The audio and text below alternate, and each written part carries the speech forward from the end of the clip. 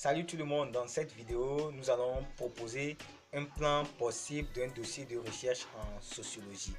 Donc j'ai dû faire cette vidéo parce que les étudiants, certains camarades m'ont écrit au nom du club social pour demander quels sont les éléments qu'ils peuvent mettre dans leur dossier de recherche. Et donc pour faire cette vidéo, je me suis inspiré des recherches sociologiques, des documents de sociologie et aussi de quelques entretiens que j'ai eus avec des spécialistes du domaine. Alors, pour monter un dossier de recherche en sociologie, la première des choses, c'est d'arriver à identifier votre problème.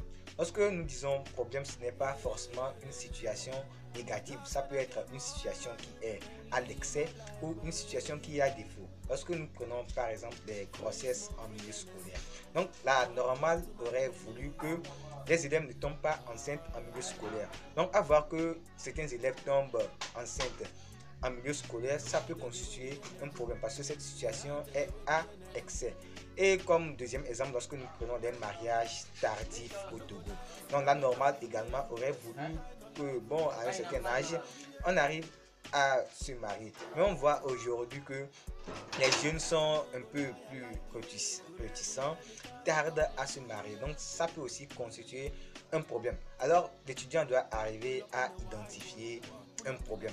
Maintenant, après avoir identifié votre problème, et c'est ça qu'on appelle en sociologie le fait social. Lorsque vous aurez votre fait social, maintenant, qu'est-ce qu'il faut faire? C'est de transformer votre fait social, qui est en même temps votre sujet, c'est de le transformer en une question de départ. Maintenant, une question de départ, comment elle se présente? Il faut savoir que une question de départ doit respecter trois critères principaux. Et ces critères sont quoi? La pertinence, la clarté et la faisabilité.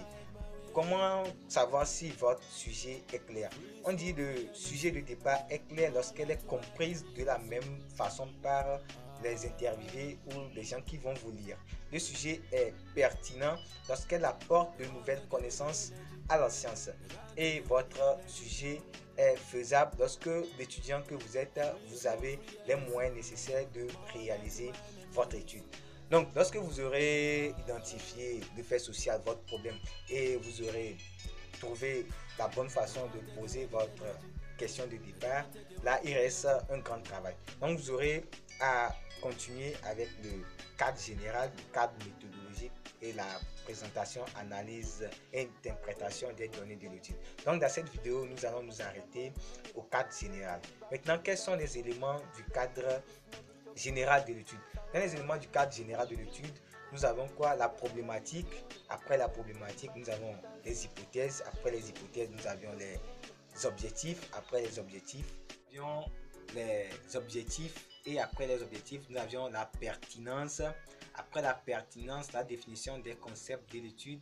Après la définition des concepts de l'étude, le modèle d'analyse. Puis enfin, la revue critique de la littérature. Donc, nous allons prendre ces éléments un à un pour voir ce qu'on peut mettre dans ces différents éléments.